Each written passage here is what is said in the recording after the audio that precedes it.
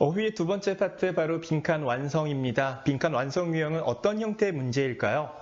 긴 글 혹은 짧은 한 문장 가운데 빈칸이 주어집니다. 그리고 빈칸에 알맞은 어휘 혹은 단어를 선택하는 가장 기본적인 유형 중에 하나입니다. 실제 인적성 검사에서도 가장 높은 비중으로 출제가 되고 있는 영역이기 때문에 나는 정말 이 시험을 통과해야 되겠다. 국어 파트를 통해서 어느 정도는 높은 점수를 획득해야 되겠다라고 마음먹은 친구분들이라면 절대 한 문제도 놓쳐서는 안 되는 영역이기도 합니다. 그렇다면 빈칸 완성 파트를 어떻게 준비해 보실 수 있을까요? 사실 왕도는 없죠. 하지만 확실한 건 있습니다.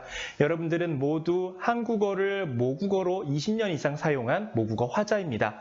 자신들이 보고, 듣고, 느끼고 경험한 모든 것들을 아마 시험 문제에서 물어볼 것이라는 겁니다.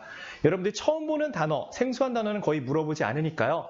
지금까지 경험했던 것들을 잘 추리해서 문항들을 풀어보신다면 크게 어려움 없이 문항들을 모두 해결하지 않을까 생각을 해봅니다. 구체적으로 어떻게 문제들이 출제가 되고 있는지 유형별로 한 가지씩 풀어보도록 하겠습니다. 자, 핵심 예제 1번부터 보도록 할게요. 빈칸에 들어갈 수 없는 단어를 고르라는 문제입니다. 5가지 선택지가 있고요. 4개의 문장이 있습니다. 한 단어만 절대 여기 들어갈 수 없습니다. 그걸 하나 고르라는 문제인데요. 이런 거 사실 왕도는 없죠. 여러분들이 경험했던 단어들을 잘 떠올려 보셔서 지워나가는, 소거해 나가는 형태로 문항들을 풀어나가셔야 될 것입니다. 같이 이 방식대로 한번 문항을 풀어보도록 하겠습니다. 다음 중 어느 빈칸에도 들어갈 수 없는 단어를 골라보도록 하죠. A입니다. 사람을 외모만으로 평가하는 것은 책에 무엇만 보고 판단하는 것이다. 외모라는 것은 겉으로 드러나는 것을 표현하겠죠. 그럼 책에 어떤 것만 본다고 볼 수 있을까요? 책의 표시, 표기, 표독, 표상, 표지.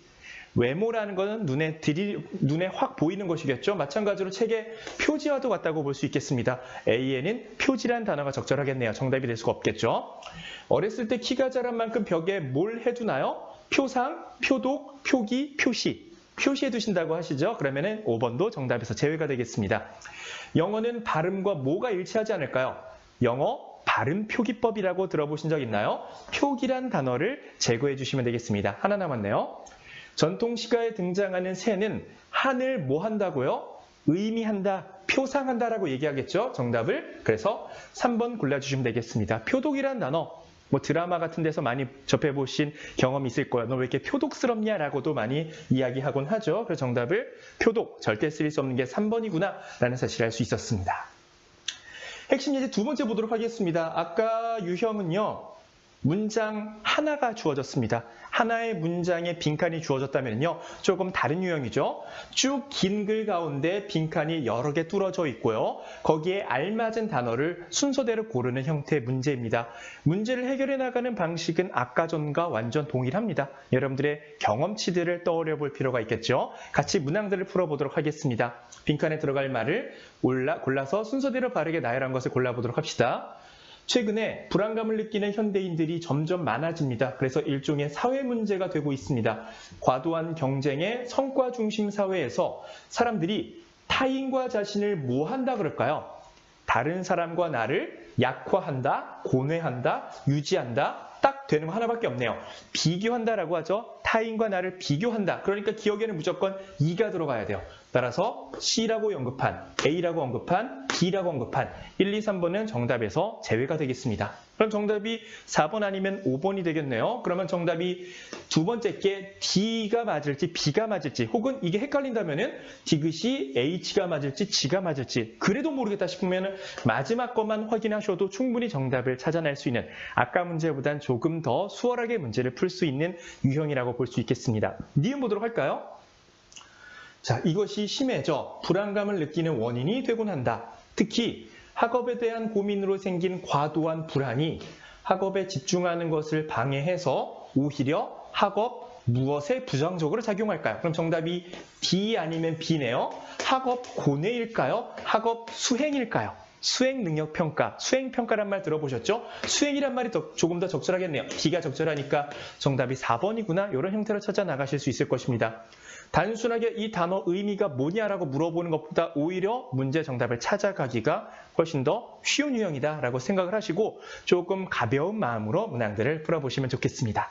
그럼 지금까지 연습했던 것들 실전에 어떻게 적용해 볼 수 있을지 실전 문제 몇 가지 함께 풀어보도록 하시죠.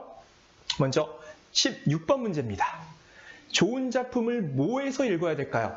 선전한다고는 하지 않죠. 선사한다고 하지 않고 선서도 아니겠고 선택해서, 선별해서 두 개 중에 하나가 되겠는데요. 흔히 조금 더 유식한 표현으로 좋은 작품을 선별한다라고들 흔히 얘기합니다. 그래서 A에는 선별이라는 단어가 가장 적절하다고 볼 수가 있겠네요. B 보겠습니다. 그들의 판매 전략이 소비자들에게 뭐의 폭을 넓혀줘요?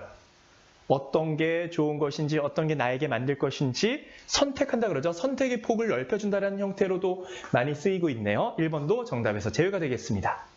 2번 올림픽에서 선수들은 예상을 뛰어넘는 뭐라고 할까요? 잘했다는 거, 선전했다라고 얘기하죠. 4번 제외가 되겠죠.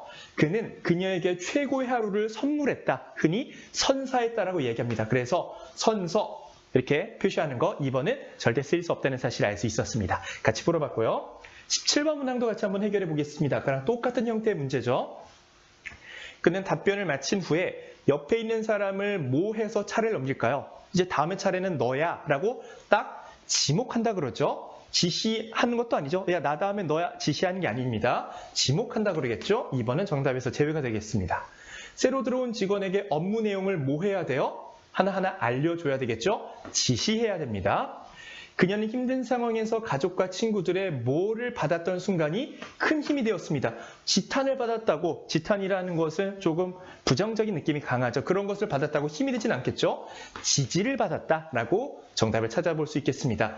그 정치인이 저지른 잘못은 전 국민에게 뭐를 받아야 돼요? 잘못했으니까 지탄을 받아 마땅한 일입니다. 정답이 지각. 정답 5번 골라주시면 되겠습니다. 이런 유형 한 문제 더 풀어보도록 하시죠. 인터넷에서는 투표 후에 사진을 찍어서 자신의 투표 사실을 뭐 한다 그래요? 인증샷이라고 많이들 이야기하죠. 인증하는 것 유행처럼 번지고 있습니다. B 보겠습니다. 그는 너무 혼란스러운 나머지 자신이 어떤 행동을 했는지 미처 알지 못했습니다. 흔히 인지했다라고 표현하죠. 인지란 단어가 들어가야 되겠습니다. 자신의 잘못을 인내하나요? 인정하나요? 인사하나요? 인정하고 앞날을 걸어 나가야 되겠죠. 훈련을 참는다. 참는다는 것은 인내한다는 의미입니다. 정답 3번 인사를 골라주시면 되겠습니다. 한 문제가 더 있었네요. 19번 보겠습니다. 이런 형태의 문제는 앞으로 계속 몇 가지 더 풀어보긴 하겠지만 여러분들이 지금까지 경험했었던 바 있잖아요. 기억나는 것을 통해서 바로 찍으셔야 돼요. 그냥 이게 정답일까 이게 정답일까 헷갈리게 되는 순간 이 문제는 뭐 지금 찍으나 아니면은 나중에 더 고민해라고 찍으나 어차피 정답을 맞힐 확률은 똑같습니다. 그러니까 이런 거는 조금 감각적으로 요거는 요거야, 요거는 요거야 바로 찍고 넘어가셔야 다른 작문 독해 파트 문제를 읽고 해설하는데 충분한 시간을 확보해 볼 수가 있겠죠. 빠른 속도로 문제를 풀어보는 것이 중요합니다. 비행기 기내에서 이용객이 뭐 할 수 있는 물품일까요? 비행기 기내에서 이용객이 소지하는 것이겠죠. 갖고 다닐 수 있는 것 소지입니다. 이번 강의는 지난 공휴일에 빠진 수업 내용을 뭐 한다 그럴까요? 보충 수업이라고 하죠. 주주들의 투표 결과 만장일치로 부사장의 뭐가 결정이 될까요? 부사장이 해임됐다라고 할 수가 있겠습니다. 마지막, 정수기 렌탈 계약을 뭐 한다 그래요? 해지한다 그러죠. 보존이라는 단어가 쓰일 수가 없습니다. 다른 유형 조금 긴 문장, 조금 더 힌트가 많은 문제 함께 몇 가지 풀어보도록 하겠습니다. 누군가가 경제적 이익을 추구하는데 불법적인 행위를 뭐 한다? 불법적인 행위를 흔히 뭐 한다 그래요? 실행하긴 실행하는데 이게 조금 부정적인 느낌이 강한 조금 실행. 우리 흔히 감행이라고 이야기를 합니다. 그것을 불법적인 일을 감행한다라고들 흔히 많이 표현합니다. 그래서 기억에는 C가 적절하기 때문에 이것만 알아도 정답이 3번 아니면 4번이 되겠습니다. 두 번째 거 볼게요. 상황이라면 이를 억제하기 위한 방법 중에는 금전적인 G, 금전적인 유출, 조금 어색하네요. 어차피 아니었네. 죄송합니다. 이가 뭐죠? 제재. 금정적인 제재하면 적절해 보입니다. 금전적인 판결 어색하죠? 3번 제외. 4번이 정답이 되겠습니다. 나머지 것은 굳이 확인하지 않으셔도 충분히 시간을 벌 수가 있겠습니다. 22번 문제 풀어보도록 하겠습니다. 요거는 간단한 거죠. 연어가 돌아간다는 걸 흔히 회귀 본능이라고 얘기하잖아요. 연어 보면 무조건 회귀란 단어를 떠올려 보시면 되겠습니다. 연어는 초자연적인 힘에 의해 회귀한다라고 하잖아요. 그래서 첫 번째 A가 돼야 되겠죠. 그러면 5번 제외, 4번 제외가 되겠습니다. 그러면은 니은이 C냐 B냐 F냐로 딱 결정이 나네요.